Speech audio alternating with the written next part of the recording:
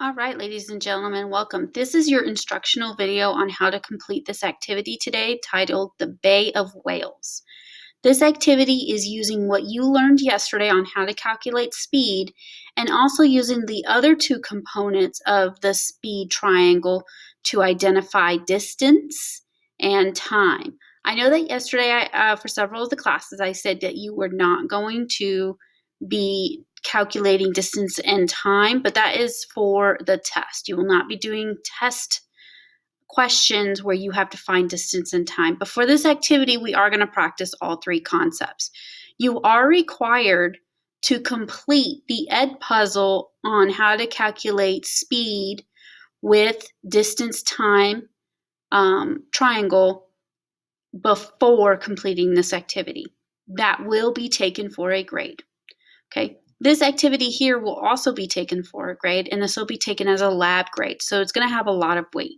So you need to make sure that you read through the questions carefully and watch the video carefully. If you have any questions, you can come back to this video to review.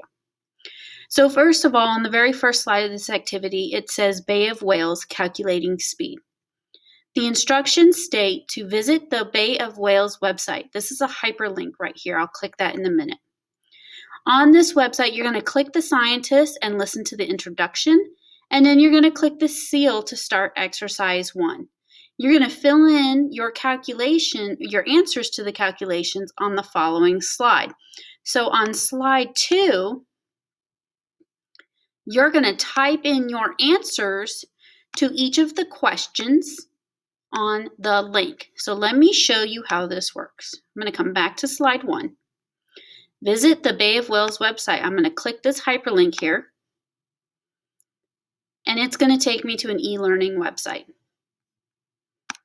Close that out. This is your activity. It does take a moment to get set up, so be patient. Okay. The first thing you're going to do is you're going to click and listen to the lifeguard lady here in yellow. She gives a brief introduction on how this process will work. Then what you're going to do is you're going to click the picture indicated on the slide. So if I go back to the slides and it says to click the seal, I'm going to click the seal, and it's going to pop up. I need help calculating the speed of these animals. Instructions. On Antarctica, we calculate the speed in kilometers per hour. So that means that you calculate the speed by dividing the kilometers by the hours. Can you help me calculate the speed of each animal? So you're going to listen to her instructions, and at the top it says Perry the penguin swam 8 kilometers in 2 hours. How fast is Perry? Fast means speed. Click on the correct answer.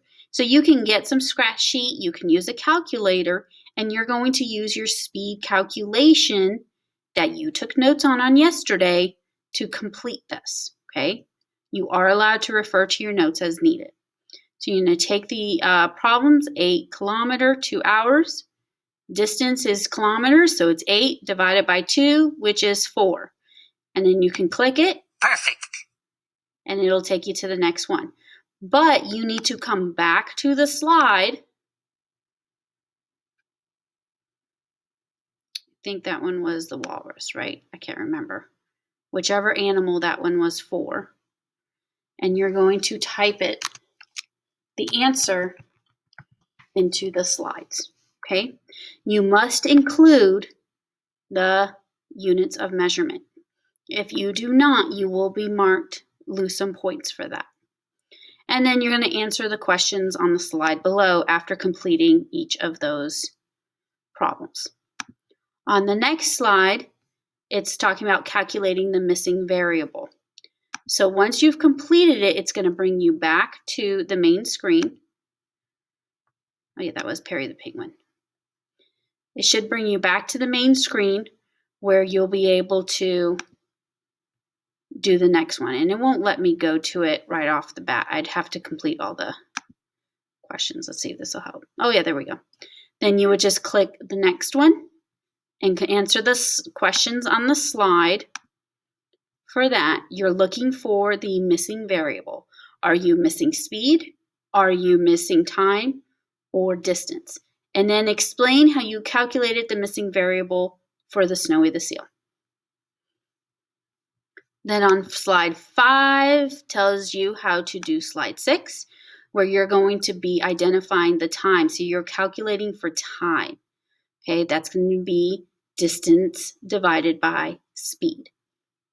And on the final one, you're going to be calculating for different distances.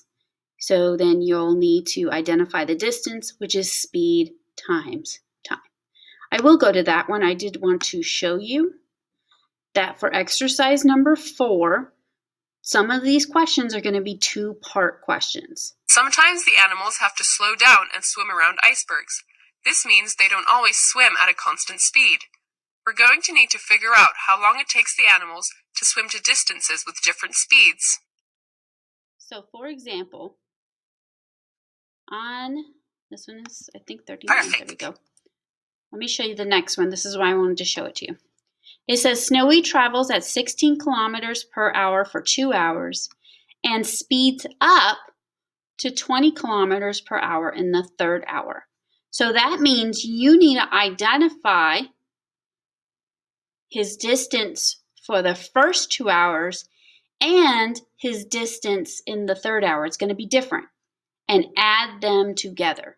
That's what's going to give you your answer. So make sure you pay attention to the question so that you can do it correctly, okay?